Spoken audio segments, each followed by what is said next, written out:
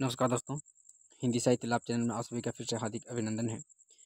जैसे कि हम सभी को पता है कि 2024 का जो एग्ज़ाम है वो 18 जून को होने वाली है और उसी को ध्यान में रखते हुए आज हम पढ़ने वाले हैं प्रीवियस क्वेश्चन 2023 जो जून की है और इससे यह ज्ञात होगा कि किस प्रकार से क्वेश्चन पूछी जाती है। पर इस बार क्वेश्चन जो है वो ऑफलाइन मोड में होने वाली है, लेकिन क्वेश्चन लगभग ऐसे ही रहेगी। हम लोग का जो प्रीवियस क्वेश्चन का जो ये रिपीट करने का जो एक अनुमान है या फिर जो करने का जो उद्देश्य है वो क्वेश्चन की पैटर्न को देखने का मुख्य मूलभूत सारांश रहेगा। पहला क्वेश्चन पूछा गया था 2023 में जून में, आषाढ़ का एक दिन पतंजलि का उल्लेख कौन सा पात्र है। करने का मतलब है कि आषाढ़ का जो एक दिन नाटक है उसका जो पात्र है वो पतंजलि ने उल्लेख किसने किया है। तो इसका आंसर होगा ऑप्शन नंबर डी। क्या है? ऑप्शन नंबर डी, जो कि मोहन राकेश द्वारा रचित सबसे महत्वपूर्ण रचना है आषाढ़ का एक दिन। उसका प्रकाशन वर्ष 1928 ईस्वी में 1958 ईस्वी में होता है। कब होता है? 1958 ईस्वी में। जैसे कि यहाँ पर उसका विश्लेषण भी दिया गया है जो रिपीट करने के लिए काफ़ी इंपॉर्टेंट है या रिवीजन करने के लिए मोस्ट इम्पॉर्टेंट है। जैसे कालिदास कवि रहते हैं, दंतुल राजपुरुष रहता है, मातुल कवि रहते हैं, विलोम ग्राम पुरुष रहता है, निक्षेप ग्राम पुरुष रहता है, अनुस्वार अधिकारी और अनुनासिक अधिकारी ये दोनों रहते हैं। स्त्री पात्र में अगर देखा जाए इनका तो अंबिका, मलिका, संगणी, रंगणी, प्रिया गुमंजरी जो कि राजकन्या कवि की पत्नी रहती है, जो काफ़ी इंपॉर्टेंट है। तो इससे क्या पता चलता है कि ये तो हमारा एक पात्र का रिपीट हो जा रहा है, साथ ही इसका प्रकाशन पता चल जा रहा है, साथ ही इनके रचनाकार कौन है ये भी पता चल जा रहा है, और इसके पात्र जो पतंजलि का उपयोग किया गया था इसका भी किसने कहा है तो संगनी ने कहा, ये भी पता चल जा रहा है। यही है इसका मूलभूत उद्देश्य कि हम रिपीट क्यों कर रहे हैं या रिविजन क्यों कर रहे हैं।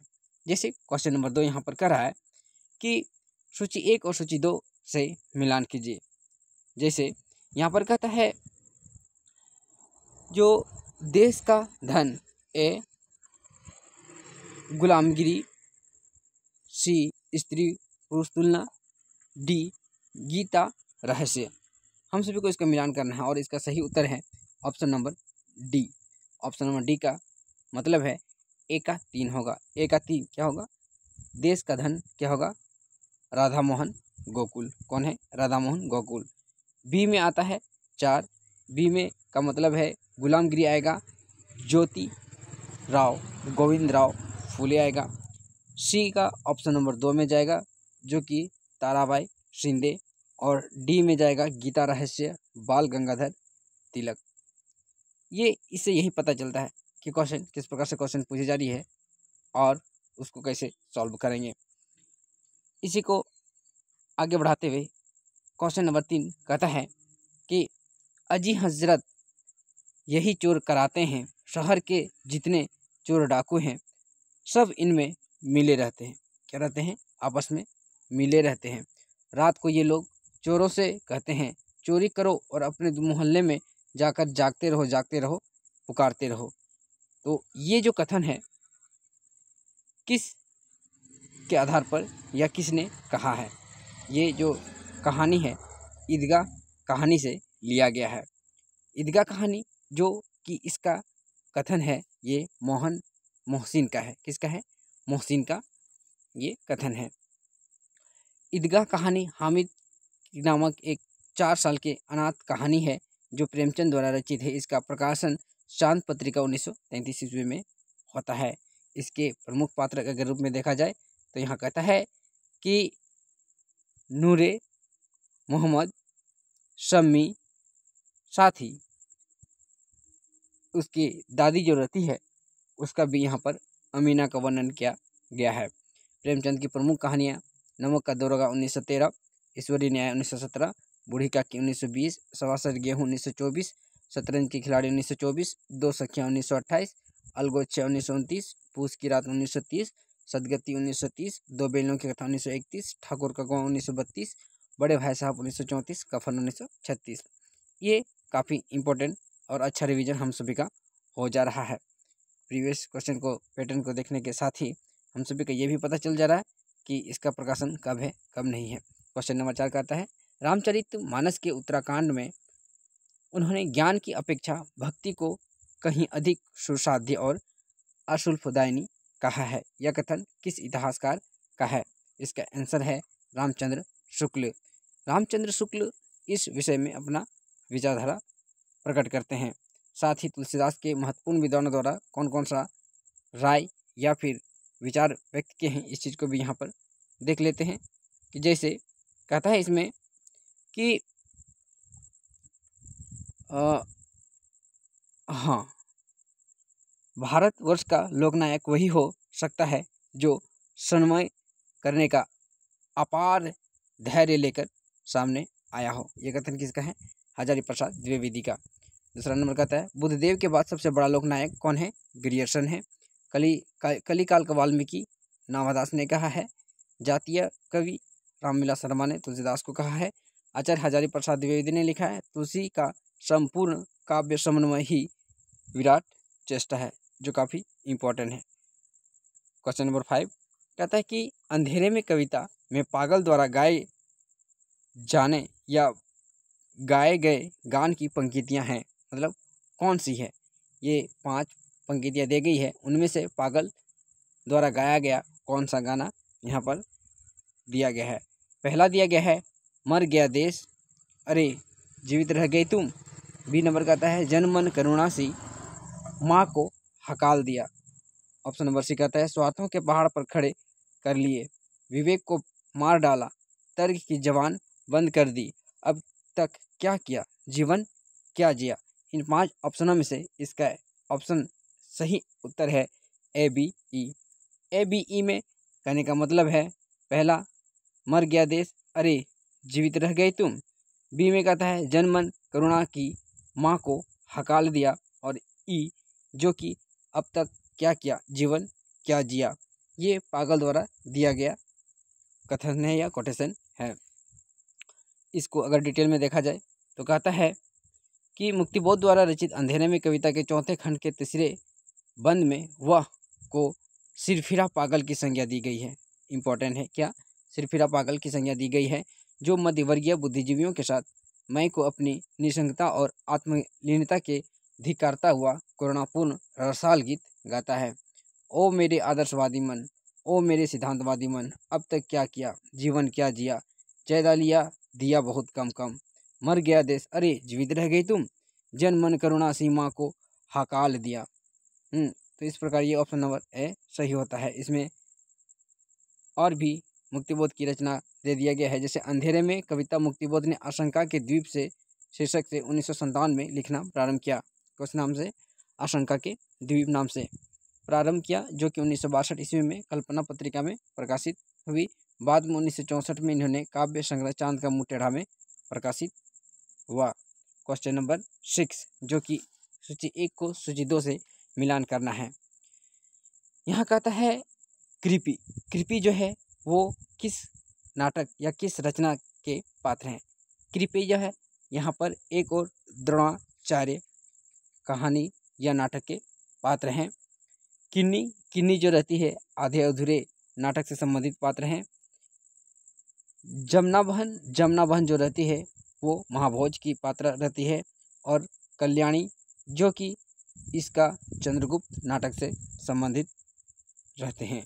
क्वेश्चन नंबर 7 कहता है, आचार्य रामचंद्र शुक्ल के अनुसार रीति ग्रंथकार कवि कौन कौन है? मतलब रीति कवि जिसने भी रचना की है। पहला में कुलपति मिश्र, दूसरा में बेनी माधव बंदीजन, तीसरा में बख्शी हंसराज, डी में गुमान मिश्र और ई में दिया है ग्वाल कवि, जो कि इसका सही उत्तर है option number B. Option number B में अगर देखा जाए तो कुलपति मिश्र, बेनी बंदीजन तथा ग्वाल कवि रीति ग्रंथकार कवि के रूप में ठहरते हैं। साथ ही यहाँ पर इनका डिटेल दे दिया है। जैसे कुलपति मिश्र का कौन सी रचना है? रस रहस्य, द्रोण पर्व, युक्ति तरंगिणी, नक्सिक, संग्राम सार, काफ़ी इंपॉर्टेंट है ना।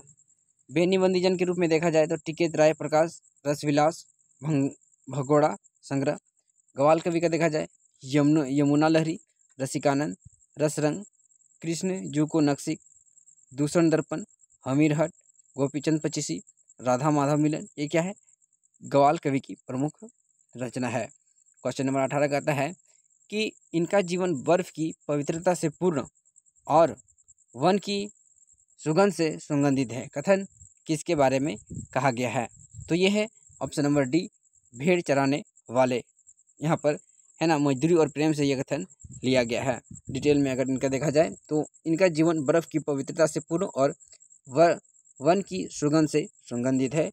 यह कथन सरदार पूर्ण की कृत मजदूरी और प्रेम निबंध में भेड़ चराने वाले के बारे में है, जबकि जिल्दसाज, बाग का माली तथा हल चलाने वाला इस निबंध के प्रमुख अन्य पात्र हैं। क्वेश्चन नंबर 9 इसमें कहता है, क्वेश्चन नंबर 9 में कि निम्नलिखित नाटकों को उनके प्रथम प्रकाशन वर्ष के अनुसार पहले के बाद क्रम में लगाइए। मतलब जो पहले प्रकाशन हुआ उस चीज़ को देखेंगे। तो इसका आंसर है ऑप्शन नंबर डी, CAEBD। क्या है? CAEBD कहने का मतलब है पहले आएगा भारत सौभाग्य। कौन आएगा? भारत सौभाग्य, जो कि इसका प्रकाशन 1987 ईस्वी में होता है। राजश्री 1915 ईस्वी में प्रकाशित होता है। ई को देखा जाए तो पहला राजा 1969 ईस्वी में आता है। उसके बाद आता है बी, जो कि चरणदास चोर, काफ़ी इंपॉर्टेंट है, 1975 ईस्वी में प्रकाशित होता है। और बटोही 2007 में प्रकाशित होता है। तो यहाँ जो ये जो प्रकाशन वर्ष है हम सभी के लिए काफ़ी इम्पोर्टेंट सिद्ध होने वाला है। जैसे हबीब तनवर का चरणदास चोर 1975 ईस्वी में, बटोही ऋषिकेश सुलभ का 2007 ईस्वी में काफ़ी इम्पोर्टेंट है। क्वेश्चन नंबर 10, दिल्ली दरबार दर्पण निबंध के अनुसार किलात व खां को सब मिलाकर कितनी कीमत की वस्तुएं तोहफे में मिली थी उनको?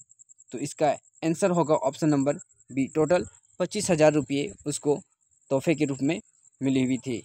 इनका अगर डिटेल में देखा जाए तो इसमें दिया हुआ है कि भारतेंदु हरिश्चंद्र कृत दिल्ली दरबार दर्पण 1977 ईस्वी में निबंध में प्रकाशित किलात खां को एक हाथी, जिस पर 4,000 की लागत होता था, जड़ाऊ गहने, घड़ी, कारचौभी, कपड़े, कमखाब के यौन वगैरह सब मिलाकर 25,000 रुपये की कीमत वस्तुएं तोहफे उनको मिली थी। इनकी और प्रमुख अगर निबंध देखा जाए तो कश्मीर कुसुम, कालचक्र, बादशाह दर्पण, लेवी प्राण लेवी, तदीय सरस्व, भ्रूण हत्या, काशी, मणिकर्णिका, भारत उन्नति कैसे हो सकती है, ये इनके प्रमुख निबंध है। क्वेश्चन नंबर 10 कहता है कि पाश्चात्य काव्य चिंतकों को उनके जन्म काल के अनुसार पहले से बाद के क्रम में व्यवस्थित कीजिए।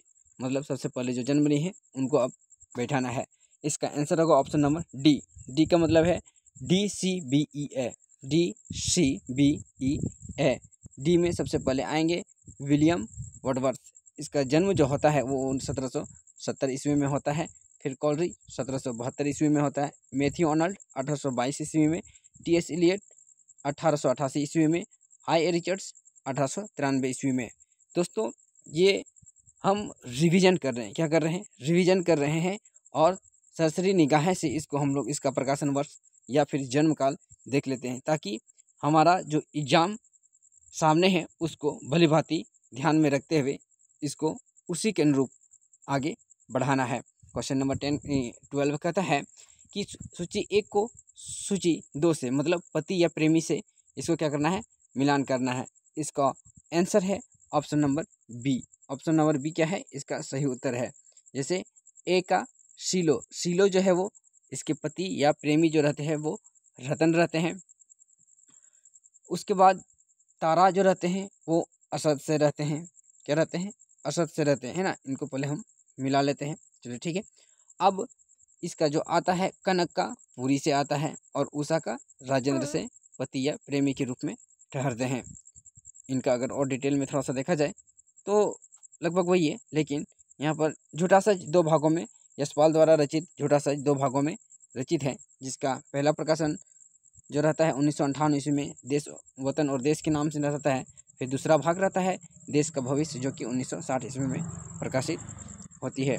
क्वेश्चन नंबर 13 अब अगर देखें तो कहता है मेला आंचल के अनुसार बावन दास की मृत्यु स्थल को ग्रामीणों ने क्या रूप दिया था, है ना।